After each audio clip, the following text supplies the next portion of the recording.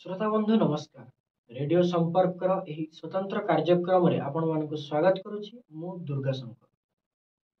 भारत वर्षर स्वाधीनतार प्रथम आंदोलन जार स्मरण मात्र के ताती उठे रक्त मनरे भरी जाए वीरत्व एवं आपाद मस्तक खेली जाए सिंहरण। ताहार नाम पाइक विद्रोह।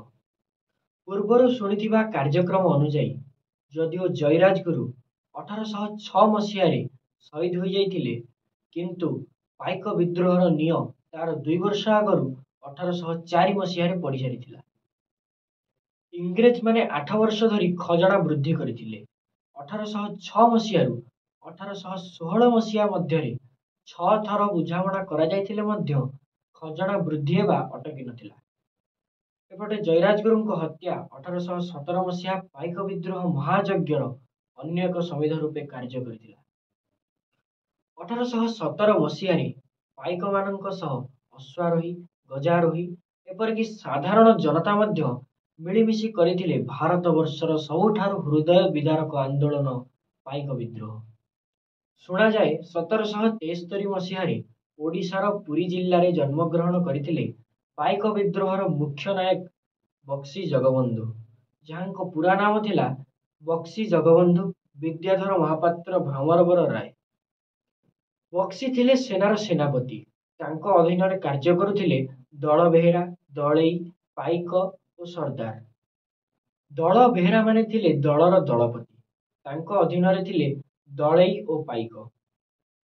दल बेहेरा माने थिले गड़र मुखिया एवं ता सह केतेक स्थान रे मुखिया रूपे सरदार माने मध्य कार्य करुथिले।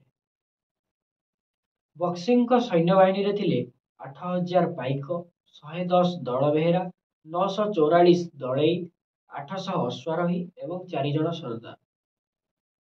तोप, धनु, तीर, खंडा, कटारी, भाला, बर्छा, छुरी आदि थिला एमानंकर प्रधान अस्त्र।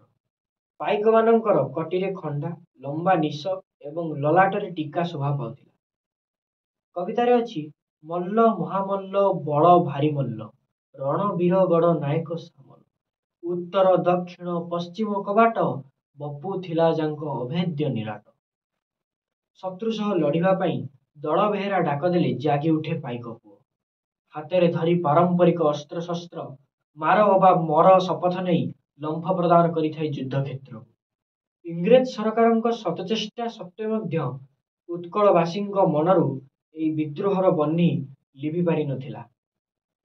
चाहू चाहू एई विद्रोह घुमुसर, कंधमाल एवं कुजंगरे मध्य व्यापी जाइथिला। बाणपुर थाना कार्यालय रे आक्रमण करा जाइथिला। विद्रोह को दमन करिबा पई फारिस को नेतृत्व रे पिपिली रे एवं फिडकस को नेतृत्व रे खुर्दा रे पहुंचिले इंग्रेज सैन्य बाहिनी। 1817 मसीहा मार्च मासरे बक्सी जगबंधु को समर्थन जनाई घुमुसर 400 आदिवासी कंध खुर्धारे आसी पहुंचिले। पाइक, कंध, आदिवासी आदि समस्ते प्रवेश करथिले पुरी रे। सेठाकार सेवायत एवं साधारण जनता मध्य विद्रोह रे शामिल होइथिले। खुर्धा राजा विद्रोह रे शामिल न हुंतु बोली इंग्रेज माने सेमानंकु धरी पुरी रो कटक नहीं जाउथिले। पिपिली ठारे सेमानंकु विद्रोही माने आक्रमण करिथिले एवं सेही आक्रमण रे 19 जन विद्रोही शहीद हो जाइथिले। बक्सी जगबंधुଙ୍କ ଏହି विद्रोह थरहर होइथिला इंग्रेज सरकारଙ୍କ साम्राज्य। जुगे जुगे आमे निजर विश्वासघाती लोकमानଙ୍କ ପାଇଁ अपदस्थ होई आसीछु।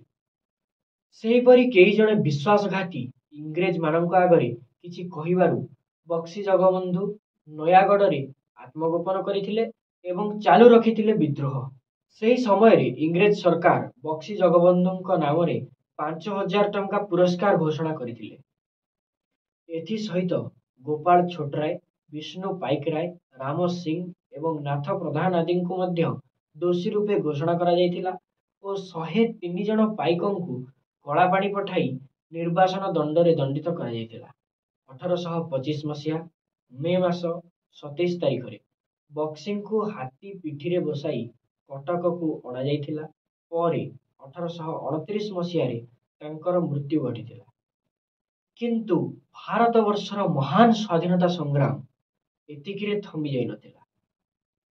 1827 मसीह ଖୋର୍ଦ୍ଧା ତାପଙ୍ଗଗଡ଼ର ସାମନ୍ତ ମାଧବଚନ୍ଦ୍ର ରାଉତରାୟଙ୍କ ନେତୃତ୍ୱରେ ରୟତମାନେ କରିଥିଲେ ବିଦ୍ରୋହ। ତାପରେ 1836 ମସିହାରେ ବାଣପୁରର ପାଇକ ବୀରମାନେ ଯୁଦ୍ଧର ହୁଙ୍କାର ଦେଇଥିଲେ ଇଂରେଜ ସରକାରଙ୍କୁ। ଏହି ବିଦ୍ରୋହର ନେତୃତ୍ୱ ନେଇଥିଲେ ପଞ୍ଚାନନ ନାୟକ, ଅରାଙ୍ଗ ଦଳବେହେରା, କୃତିବାସ ପାଟଶାଣୀ ଏବଂ ଲୋଚନ ବିଷୋଇ। କୃତିବାସ ପାଟଶାଣୀଙ୍କ ଶେଷ ଜୀବନ କଳାପାଣିରେ କଟିଥିଲା। ଏ ମହାନ ବୀର ପୁତ୍ରମାନେ ଆଜି ଆମ ଗହଣରେ ସଶରୀରେ ଉପସ୍ଥିତ ନାହାନ୍ତି ସତ, କିନ୍ତୁ ଆଜି ମଧ୍ୟ ଏମାନଙ୍କ ଅମର ବଳିଦାନକୁ ମନେ ରଖିଛି ଏ ଜାତି। ଆଜି ମଧ୍ୟ ପାଇକ ବିଦ୍ରୋହର ନାଁ ଶୁଣିଲେ ପ୍ରତ୍ୟେକ ଓଡ଼ିଆ ମନରେ ଜାଗି ଉଠେ ବୀରତ୍ୱ, ଗର୍ବରେ ଫାଟି ପଡ଼େ ଛାତି।